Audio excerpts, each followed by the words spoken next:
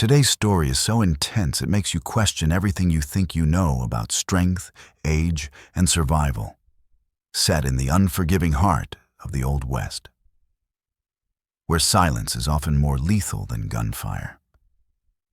This is a land where greed meets legacy, and fate waits patiently for mistakes. It all started with a so-called business offer. Small, calm, and polite, but strong enough to unleash one of the most terrifying standoffs the frontier had ever seen. Before we kick off this adventure, don't forget to hit like on the video and let us know in the comments where you're watching from. 42 years. That was how long Calder Rook and Isolde Rook had bled their lives into that stretch of Kansas earth. 42 years of blistered hands, buried grief, quiet joy, and losses that never truly healed. Everything that still gave their lives meaning lay beneath those 200 acres of prairie soil. They arrived in 1838, young, stubborn, and full of a hope only the frontier could crush or harden. Calder was 23, Isolde barely 19. They married in St. Louis, then turned their backs on civilization with nothing but a wagon, 2 horses, and ambitions wider than the sky. The promise was simple. Work the land for 5 years, and it would be yours. The frontier, however, never honored simple promises. Drought burned fields to dust. Winters starved cattle. Illness carried neighbors into the ground. Outlaws ended travelers without names or graves.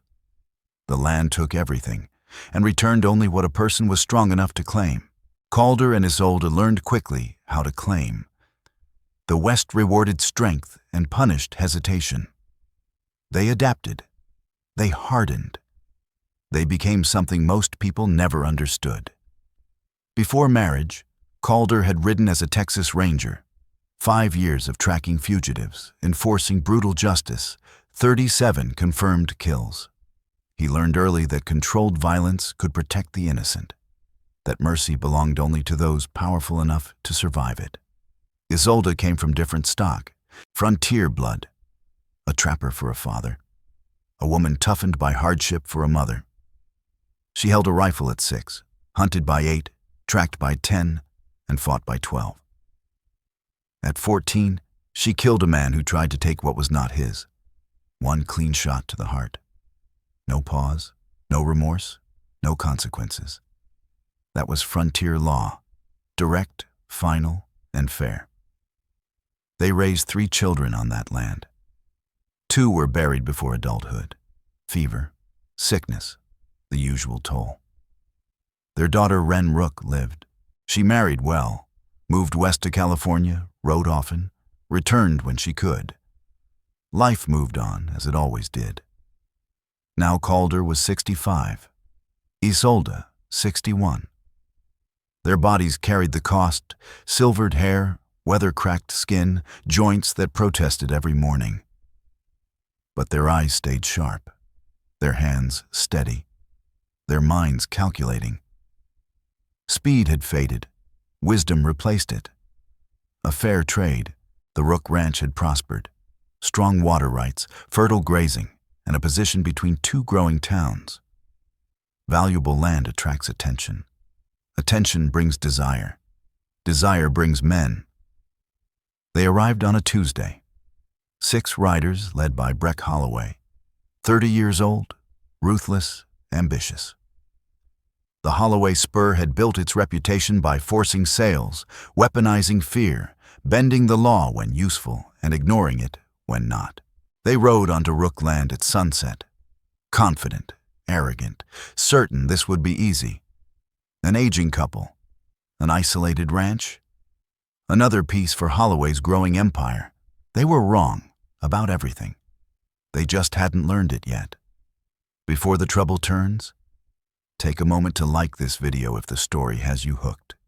If you're not subscribed, now's the time. Drop your country in the comments. I never get tired of seeing how far these stories travel. Stay with me. What comes next hits hard. The riders halted 50 yards from the house, fanning out instinctively, hands hovering near gun belts. A textbook intimidation spread. Breck Holloway dismounted and walked forward alone. A deliberate show of dominance. "Calder Rook, Isolde Rook," he called out. "Step outside. We need to talk business." Calder emerged slowly, knees stiff, posture unthreatening. A white beard framed his weathered face. Work clothes. An old rancher, exactly what Holloway expected to see. "Holloway," Calder said evenly. "What brings you onto my land?" "Straight business," Breck replied. "I'm consolidating property in this territory. Your ranch sits right where I need it. I'm prepared to make a generous offer, $5,000. "More than fair," Holloway continued. "Take the money, move somewhere easier, somewhere safer, somewhere better suited for folks your age." Calder's expression never changed. "Not for sale." The smile slipped from Holloway's face. "I don't think you understand, Mr. Rook. This isn't a negotiation. It's courtesy. I'm offering you a chance to profit from what's coming. If you turn me down," Breck Holloway said flatly, "things tend to go bad. Accidents happen. Barns catch fire. Folks vanish. The law looks the other way. That's how the frontier works." "I'm well aware how it works," Calder Rook replied. "I've been living it longer than you've been breathing. My answer hasn't changed. Get off my land." Holloway's jaw tightened. "You're making a mistake, old man. A fatal one. I've got 6 armed men. You've got what? Your wife? 2 seniors against 6 professionals? That isn't a fight. That's suicide." The front door opened. Isolde Rook stepped into the doorway, a Winchester resting easy in her hands. She carried it the way other women carried purses, casual, familiar. 40 years of habit had turned the rifle into part of her frame. "Calder," she said quietly, "these boys are thinking about hurting us." "Seems that way," he answered. "They think we're soft. They think age means weak. They think old means helpless." She smiled faintly.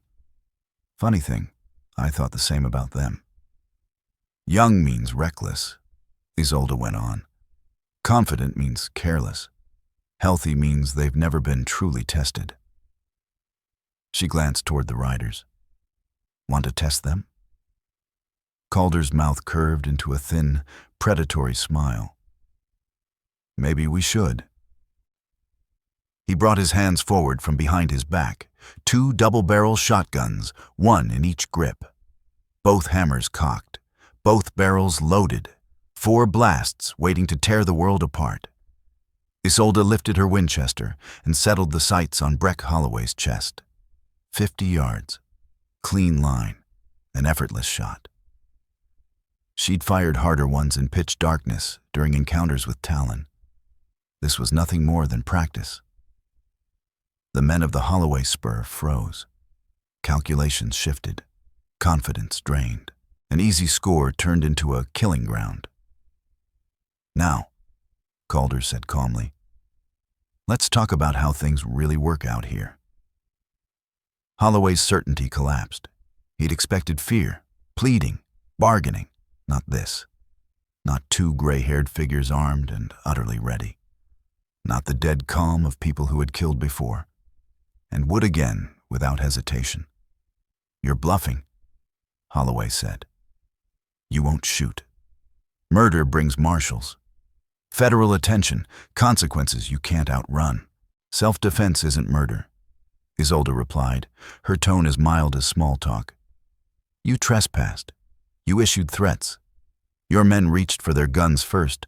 We're protecting our home. That's lawful. That's justified." 6 witnesses say otherwise," Holloway snapped. 6 witnesses? Calder laughed. "You mean 5 bodies and 1 man running for his life? That's what happens if shooting starts. I've got 4 shells here. She's carrying 15 in that Winchester. 19 shots total. You've got 6 men. We only need 6 bullets. The rest is insurance. We might miss once or twice, but every one of you dies. Guaranteed. A younger rider finally spoke, voice tight. Boss, maybe we should... Shut up, Holloway barked, though doubt crept into his eyes. His men were scared. They'd signed on to bully farmers, not to face 2 veterans who looked ready to turn the prairie red. This is how it ends, Calder said evenly. You mount up and leave. You don't return. You don't threaten us again. You don't speak our names. You forget we exist and we forget you. Everyone lives. That's the smart ending, the one where you see tomorrow. And the other? Holloway asked, already knowing. The other, Calder said. We kill you all right here. Bury you in the back 40. No graves, no questions. Folks will wonder what happened to the Holloway Spur. Nobody will ever know, including us. Isolde adjusted her aim, tracking Holloway with practiced precision. Your decision, Mr. Holloway. I recommend you choose quickly. My fingers are getting tired, she added calmly. They might slip. Tragic accident. Completely avoidable. Your call. The air thickened. Death waited. Patient. Alert. One twitch could end everything. 6 lives balanced on a knife's edge. Pride fought survival inside Holloway's eyes. Choose wisely, Calder said. Choose fast. Finally, Holloway exhaled. We're leaving. His pride was shredded, his ego crushed, but he was alive, and that mattered more. This isn't finished, he said as he backed away. I'll return, with more men, a better plan. You can't watch this place forever. You'll sleep, you'll slip, and when you do, I'll be there. We've heard that threat before, Isolde Rook said evenly. A Talon raider said it in 52. The Ashbound men said it in 63. The Red Spur Howl said it in 71. She tilted her head slightly. Do you know where they are now? Silence. Dead, she continued. Every last one of them. Buried. Forgotten. Turns out we sleep lightly. Turns out we've defended this land against men far better than you. Smarter men. Harder men. More dangerous men. You're just next in line. Come back if you want. We'll be ready. We're always ready. Breck Holloway swung up into his saddle. His riders followed without hesitation, fast, relieved, desperate to put distance between themselves and death. They rode hard and never looked back, afraid that if they slowed, if they hesitated, the shooting would start and mercy would disappear. When they were finally gone, Calder Rook lowered the shotguns. The surge drained from his body, age settling back into his bones. Isolde lowered her Winchester and drew a long breath, steadying herself. Think they'll return? She asked. Men like Holloway don't quit, Calder said. They don't learn. They don't accept loss. Pride drives them, and pride kills them eventually. It's only a matter of when. Then we prepare, she replied. Like always. They had done this before, many times. The frontier bred predators. The strong preyed on the weak. The rich crushed the poor. Violence ruled the peaceful, unless the peaceful were secretly violent, unless the weak were quietly strong, unless appearances lied. That had always been the Rook's advantage. They looked harmless. They acted quiet. They seemed vulnerable, but beneath it all, they were apex predators. Killers who chose farming, warriors who chose peace. Not because they couldn't fight, but because fighting was easy. Peace was harder. Peace required strength. Violence was weakness, pretending to be power. But when pushed, when threatened, something ancient returned. Their bodies remembered. Their hands remembered. Their eyes remembered. The warriors woke. The killers came back. And blood fed the soil where their children lay. "I'll check the ammunition," Isolde said. "Count what we have, figure what we need. I'll inspect the defenses, clear firing lanes, covered approaches." 42 years of marriage. 42 years of fighting side by side. They didn't need discussion. They didn't need long planning. They knew each other. They knew the land. They knew the tactics. Instinct forged by shared survival. Love proven through coordinated violence. Partnership sealed in blood. Holloway would return. They would be ready. And when the smoke cleared, the Rook Ranch would still stand. Like it always had. Like it always would. Some things were worth killing for. Worth dying for. 200 acres of Kansas soil, paid for in blood, kept through sweat, defended with lead. That was worth everything. 3 days of preparation followed. Calder and Isolde worked with methodical precision. Every detail mattered. Every advantage counted. They'd learned this defending against Talon raids, against wartime irregulars, against bandits, claim jumpers, and rustlers. The lesson never changed. Preparation prevented disaster. Carelessness invited death. Calder reinforced the house, barricaded windows, cut firing ports, stocked ammunition at key points, established fallback positions, planned exits if overrun. Military thinking applied to a family home. His ranger instincts hadn't faded. They'd only been waiting. Isolde prepared supplies. Food for a siege, water for extended defense, medical kits for wounds. She'd treated gunshots, arrow wounds, knife cuts, burns, everything the frontier offered. She could keep them alive through almost anything. Almost. Age brought uncertainty. Healing slowed. Infection was deadly. One serious hit could end everything. They had to avoid being struck. They had to win clean. They had to be perfect. On the 4th night, their neighbor came, Knox Wilder, 70 years old, 5 miles east. He'd heard rumors. He came to warn them. Calder, Isolde, Holloway's recruiting, paying big money, 20 men now, maybe 30. He's planning to burn you out, take the land by force. The marshal won't intervene. The judge won't prosecute. They're protected. You're alone. "We've been alone before," Calder said. "We survived then. We'll survive now." "This is different," Knox insisted. "This is organized. Overwhelming force. You can't win. You should leave, just for a while. Let things cool." "We can't," Isolde said quietly. "If we leave, Holloway claims abandonment. He uses his judge to legalize theft. We lose everything. 42 years erased. Our children's graves unprotected. Their memory dishonored." She shook her head. "That won't happen." Knox sighed, understanding heavy in his chest. "Then I'll stand with you. I'll fight beside you." "No," Calder said firmly. "You've got family, grandchildren. They need you. We don't. Our daughters are safe in California.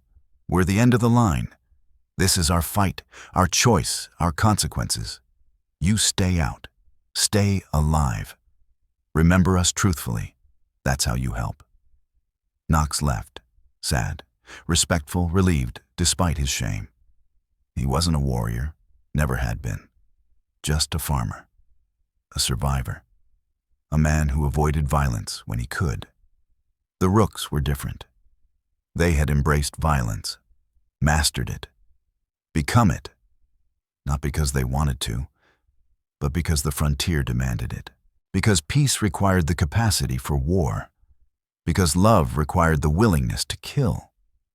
2 people, 30 attackers. Mathematics said impossible. History disagreed.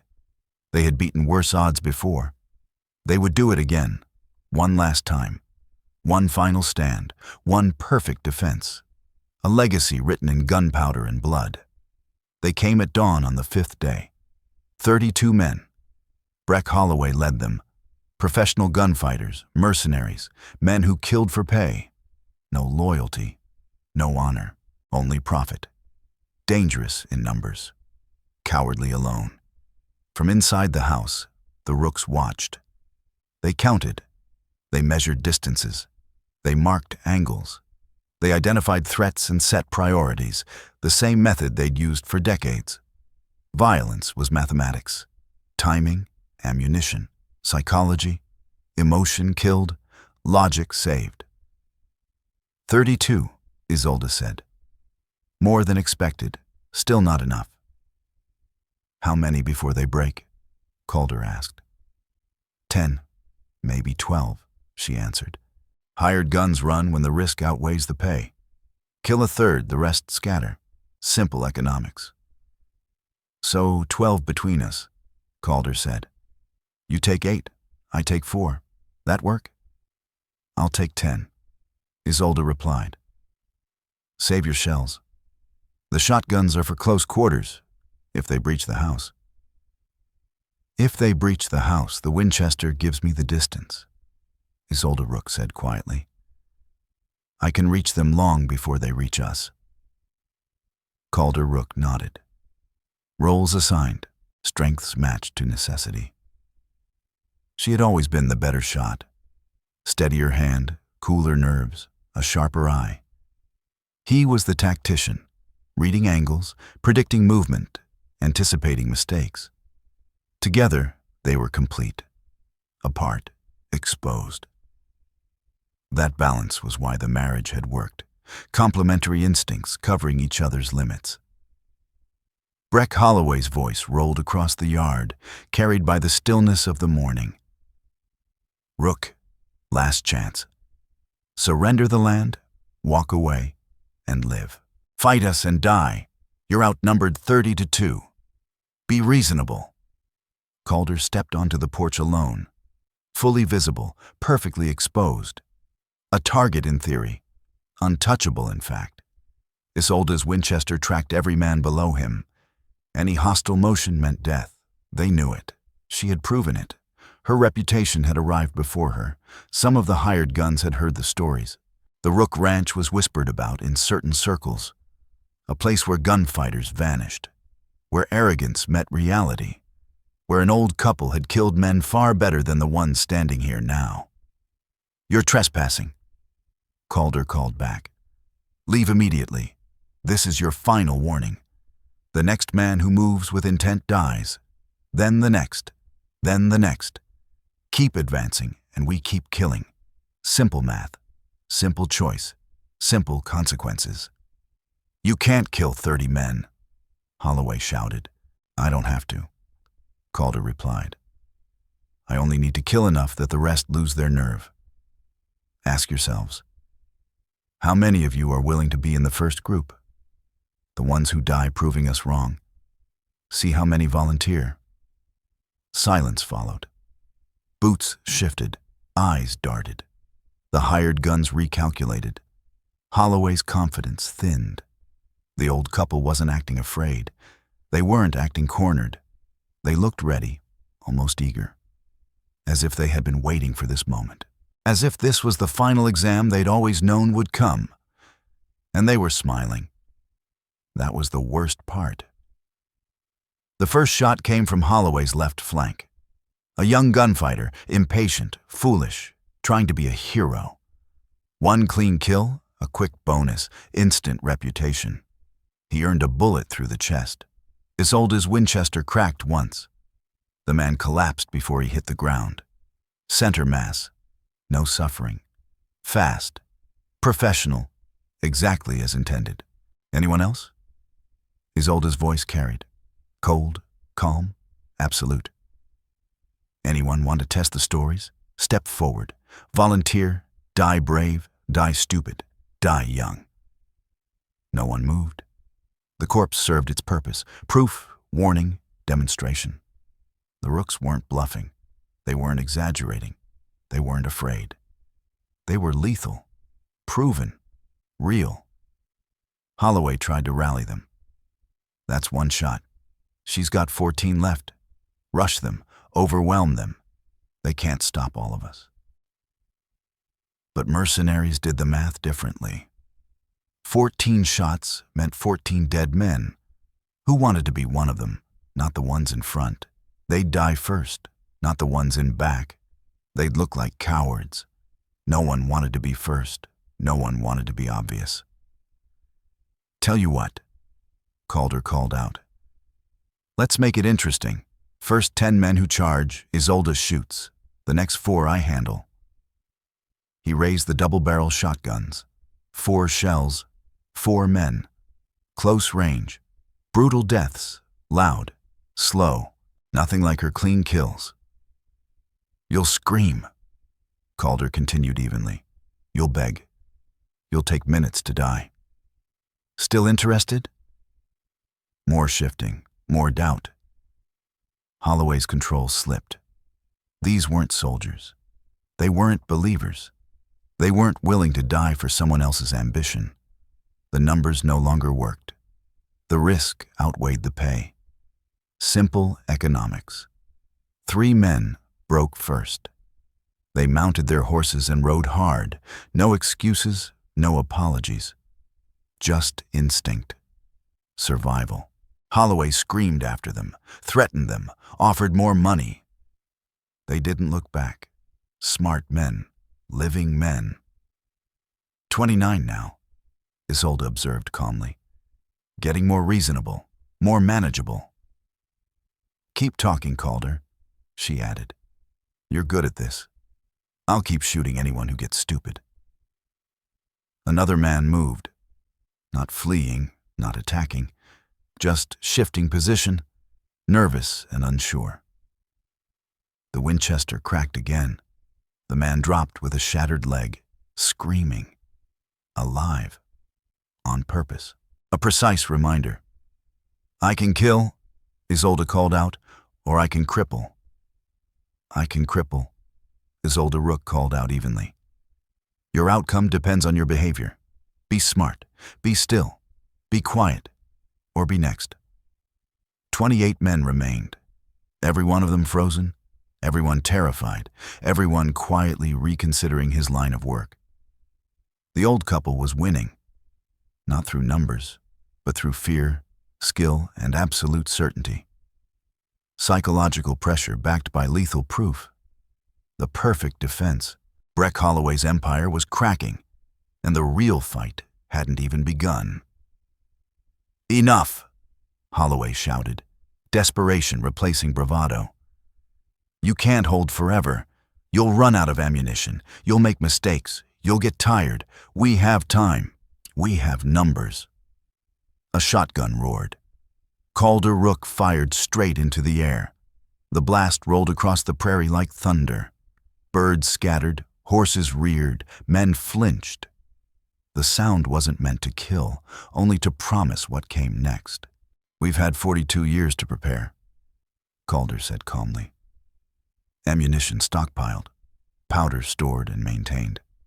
Enough rounds to kill everyone in this territory twice over. Enough supplies to fight a small war. He held their gaze.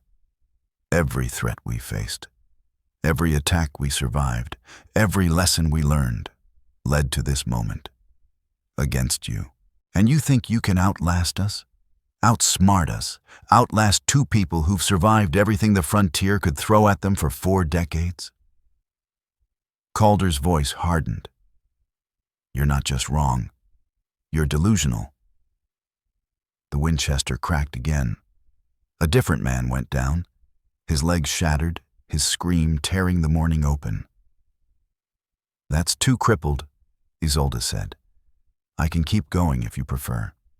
I can send you home unable to walk, unable to work, unable to earn, living reminders of what happens when you threaten the Rooks. She paused. Sound better?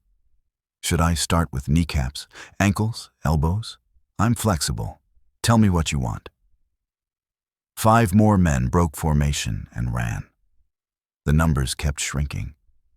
23 remained. Less than 2/3 of what Holloway had brought. Morale collapsed. His authority bled away.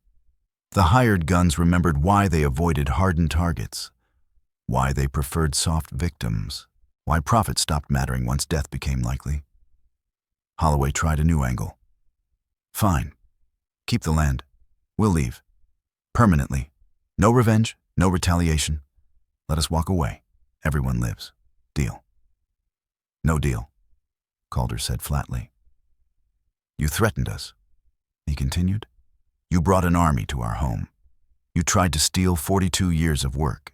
You gave us two choices, sell or die. Now you get the same. He pointed toward the horizon.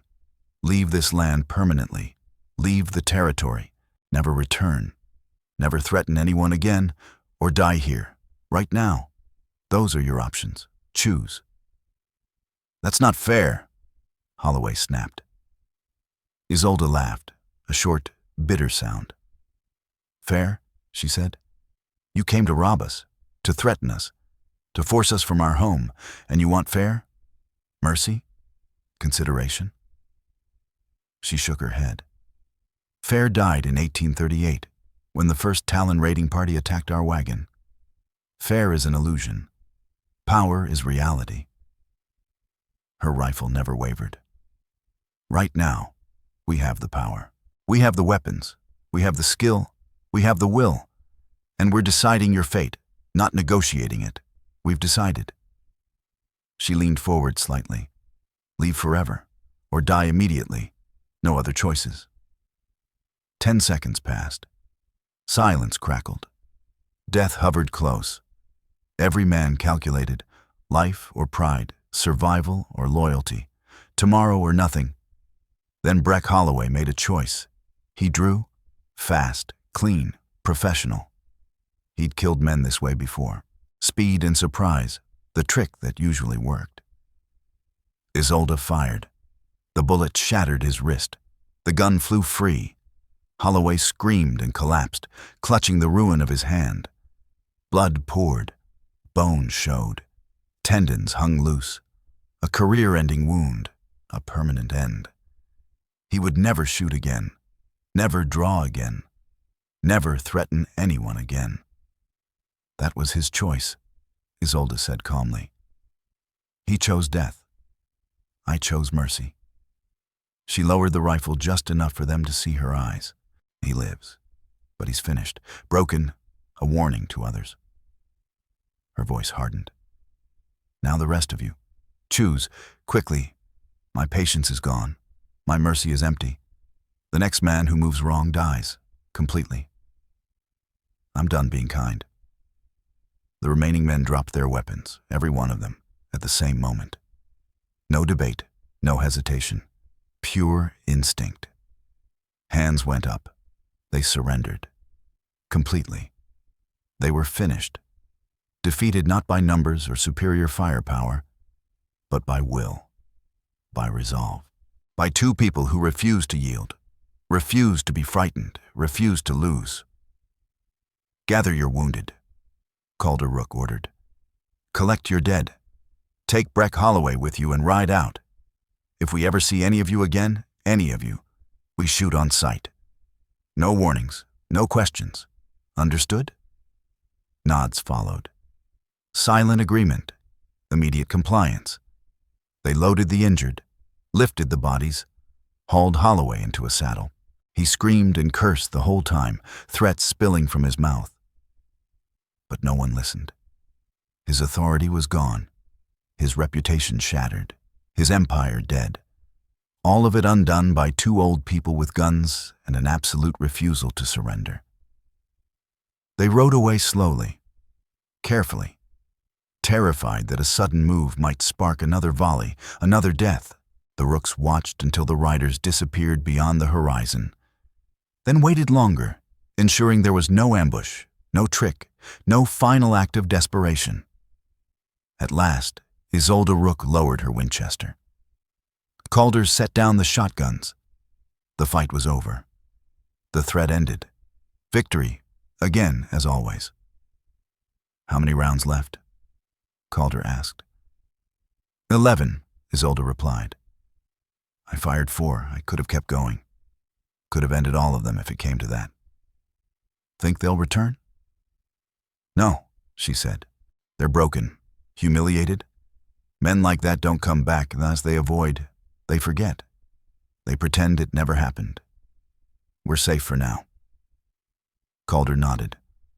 Until the next threat. There's always another Holloway. But today, Isolde said quietly, today we won. They stepped inside together, side by side. Partners, warriors, survivors. The Rook ranch stood intact, defended, protected. A home worth fighting for, worth killing for, worth everything. The story spread fast, told and retold, embellished, exaggerated. But the core never changed. 2 old people held their land against 32 hired guns, killing some, crippling others, breaking the rest, without suffering a single casualty. A perfect defense, a complete victory, a legend. Other ranchers took notice. They stopped paying protection money, stopped surrendering to threats, stopped bowing to intimidation. If the Rooks could stand, so could they. Resistance grew. Fear receded. Holloway's empire collapsed. His ruined hand ended any chance of rebuilding. His reputation made recruitment impossible. He vanished, broken and forgotten. The lesson came too late. A week later, Marshal Orrin Black arrived in official capacity. Questions asked, statements taken, facts recorded. He had once been paid to ignore Holloway. But Holloway was finished.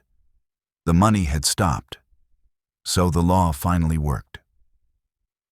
Self-defense, the marshal asked plainly. 32 men attacked our property, Calder answered. We defended it. Witnesses across the territory confirmed it. The facts were clear, within rights, within law, within reason. 2 people against 32, Orrin said. How do you manage that? Preparation, Calder replied. Experience, and refusing to quit. Same way we've handled everything for 42 years. Nothing special, nothing extraordinary. Isolde nodded. Just people protecting their home, doing what anyone would do, should do. The report was written. The case closed. No charges, no inquiry, no consequences. Everything legal, everything proper, everything justified, as it should be. Months passed. Life resumed. Crops were planted. Seasons turned. The Rooks aged and slowed, but never weakened, never surrendered, never stopped being who they were. Warriors who chose farming, killers who chose peace. Dangerous people living quiet lives until forced to stop choosing. Then they became exactly what the frontier had made them, exactly what survival demanded. Their daughter, Rook, came to visit, bringing the grandchildren. She was 40 now, a grandmother herself. She looked at her parents, gray, weathered, old, yet standing, still independent, still strong where it mattered. I heard what happened, Wren said. The whole territory's talking, about you fighting Holloway, about you winning. Are you all right? Were you hurt? We're fine, Isolde said gently. No one touched us. No one got close. We handled it, like we always do. You could have been killed. Could have, Calder agreed. But we weren't. That's what matters. He looked across the land. This place is our legacy. Yours, your children's. We protected it. We'll keep protecting it, as long as we can. As long as we must. Isolde reached for Wren's hand. That's our duty, our choice, our love. For you, for them, for this land. The place that shaped them, hardened them, defined them. Rook held her parents and wept. Gratitude tangled with fear, pride mixed with relief. Her parents were legends now, survivors carved from dust and gunpowder. and she loved them completely, finally, without reservation. Years passed. Calder Rook turned 70. Isolde Rook reached 66. Time pressed harder on their bodies. Arthritis punished the mornings. Old wounds spoke louder in the cold. Yet their spirits never bent. Their will stayed unbroken. Their resolve remained iron. They taught the grandchildren not violence, but defense. Not cruelty, but awareness. Preparation. The understanding that peace required strength, that gentleness demanded the capacity for hardness, that civilization survived only because some were willing to stand uncivilized when necessary. Difficult lessons, necessary lessons, survival lessons. One afternoon, Pike Rook, 15 years old, asked the question that mattered. "Grandpa, did you ever regret it? The killing, the violence, the men who died?" Calder took his time. An honest answer deserved weight. "Regret implies I'd choose differently," he said at last. "I wouldn't. I can't undo what happened. The dead stay dead. Do I wish the world had offered better choices? Of course. Do I wish there had been another way? Always."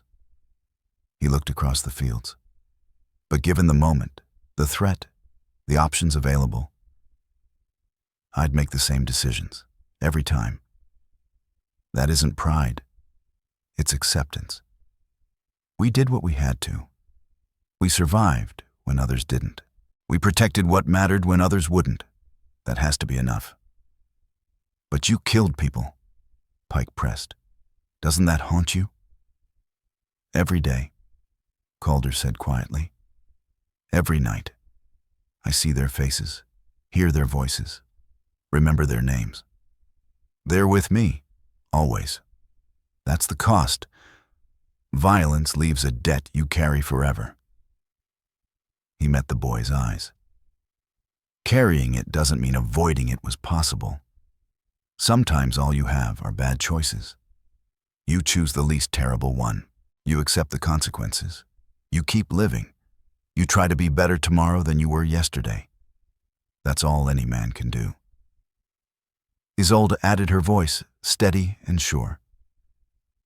"Your grandfather is a good man, the best I've known," she said. "He protected me.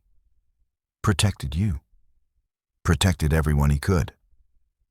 Sometimes protection demands violence. Sometimes it means becoming what you oppose." She paused. "That's tragedy. Necessary tragedy. The world is complicated. Morality is complicated. Good people sometimes do terrible things for good reasons. That's life. That's reality." Years rolled on. One quiet evening, Calder spoke softly to Isolde. "I'll go first," he said. "That hurts. It feels wrong, like breaking a promise. I wanted us to face whatever comes next, side by side, the way we faced everything else." "You're not leaving," Isolde replied. "You're going ahead, scouting, preparing the way. I'll follow." He smiled, tired but peaceful. "Give me a year, maybe 2, then you'll join me, wherever it is, whatever comes next. We'll face it together," she said, "like always." "Promise?" he asked. "I've never broken one to you," she answered. "Not starting now." Calder smiled, a quiet, accepting smile. A man at peace. He had lived well, loved well, fought well, protected well. No life could ask for more. He was ready. 3 weeks later, he died. A gentle passing. No pain, no struggle. Isolde held his hand and spoke to him. Of their best days, their hardest nights, their deepest love. He smiled through it all, squeezed her fingers once. "I love you," he mouthed. Then he was gone. They buried him on the land, beside their 2 children, beside the soil he had worked, beside the home he had defended. Isolde stood at the grave, dry-eyed and steady. Not because she felt nothing, but because she had learned to carry grief, to move forward despite it. To continue when stopping would have been easier. Frontier lessons, hard lessons, necessary lessons. "I'll be along," Isolde Rook whispered at Calder Rook's grave. "Soon. I just need to finish a few things. Set matters right. Make sure Ren and the grandchildren are secure."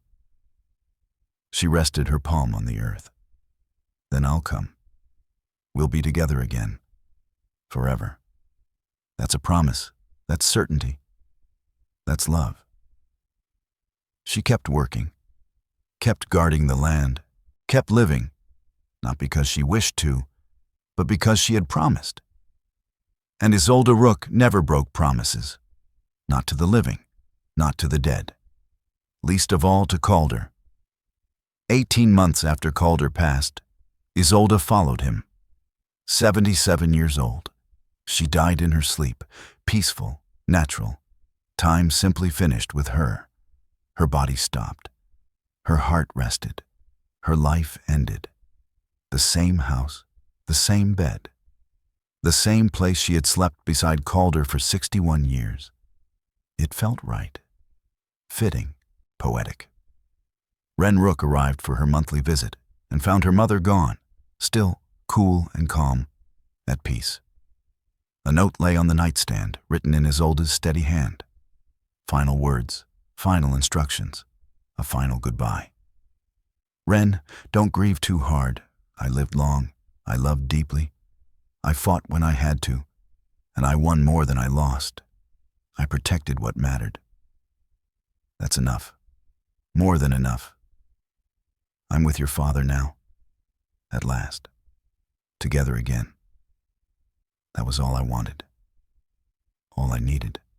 The ranch is yours. The land is yours. The legacy is yours. Protect it. Honor it. Carry it forward. That duty is yours now. Your privilege, your love. Just as it was ours. Tell the grandchildren I loved them. Tell them to be strong. Tell them to be kind. Tell them to fight only when necessary.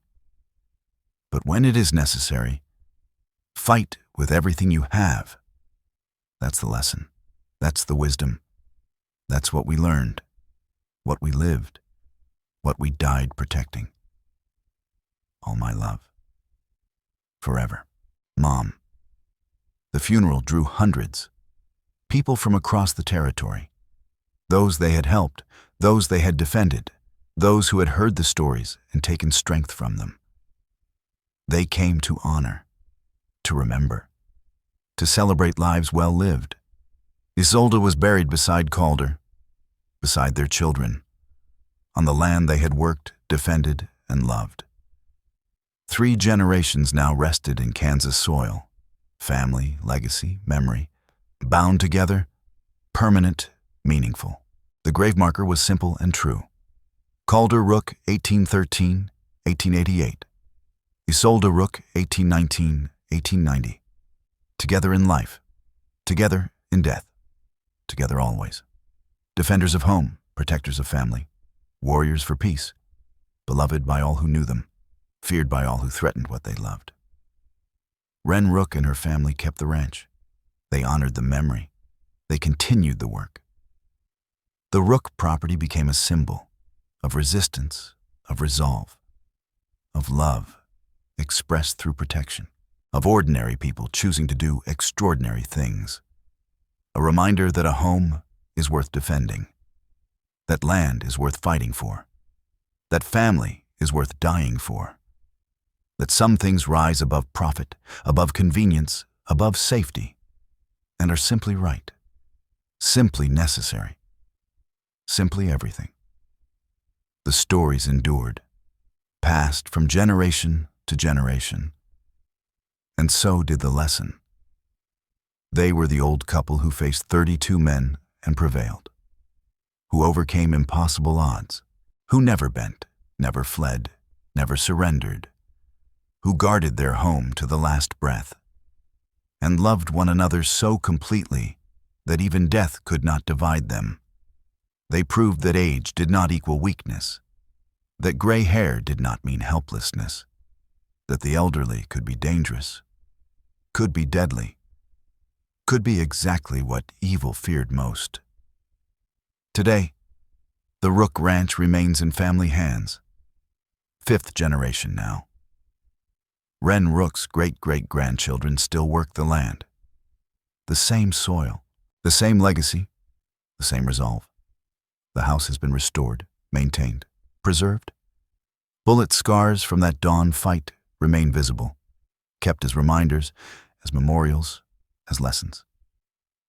Every Rook child learns the story, the family history, the stand against Breck Holloway, the lives lived, the love shared, the courage shown. They learn to shoot, to defend, to protect, not to glorify violence, but to prepare for necessity, to understand that peace requires the capacity for war, that gentleness requires the potential for hardness, that civilization endures only because civilized people are sometimes willing to be briefly uncivilized when facing barbarism. The Winchester and the double-barrel shotguns are displayed, cleaned, maintained, honored, not as weapons, but as artifacts, as symbols, as reminders that tools are neutral. Purpose gives them meaning, that protecting innocence can make violence righteous, that skill in ordinary hands can safeguard everything that matters. Visitors come, historians, writers, filmmakers, seeking to understand, to document, to pass it on. The Rook story has become an American story, a frontier story, a human story, of people defending what they built, what they earned, what they loved, against those who would take it, steal it, destroy it. A universal tale, timeless, necessary. People connect, especially those who spent decades building something of their own, who poured their lives into a legacy. They understand that some things cannot be surrendered, cannot be compromised, cannot be negotiated. Some things are simply defended, completely, absolutely, finally. They see themselves in Calder Rook and Isolde Rook. They recognize their own struggles, their own resolve, their own refusal to quit. And they feel validated, empowered, inspired. Because the Rooks prove that age does not mean finished, helpless, or irrelevant. It means experienced, skilled, dangerous when required, capable of defending all that matters. That is the true legacy. Not the land, not the property, not the wealth, but the proof, the example, the demonstration that ordinary people can do extraordinary things, that love is worth fighting for, that home is worth defending, that family is worth dying for, that two people together can be stronger than any number alone. That partnership is power, that marriage can be an army, that commitment can be a weapon, that love, true love, tested love, proven love, is unstoppable. Calder Rook and Isolde Rook lived it. They died for it. And their legacy still echoes through their descendants, across their land, within their story, forever. A thunder rolling through time like a Winchester crack and a double-barrel roar, defending home against impossible odds. And winning. Always winning. Because love, when armed with purpose, is the most powerful force in the world. Finally, let me send my deep thanks to you. Thank you for listening and for allowing this story to speak to your heart. The Wild West still holds countless truths, some painful, some tender, all worth remembering. Stay with us, subscribe, comment, and invite others to discover these untamed stories. From our hearts to yours, thank you for being part of this journey. Aviso legal. Disclaimer. Each story shared here is produced for storytelling enjoyment. Certain scenes may include fictional or dramatized elements inspired by historical circumstances. Although AI tools assist us in visuals, narration, and script development, the emotional tone, editing, and quality control are conducted by people to ensure meaningful experiences. We fully uphold YouTube's policies, using no deceptive recreations or impersonations of real individuals. All creative resources are properly licensed. Unauthorized copying, re-uploading, or remixing is not permitted. Thank you for supporting the effort behind every episode we create.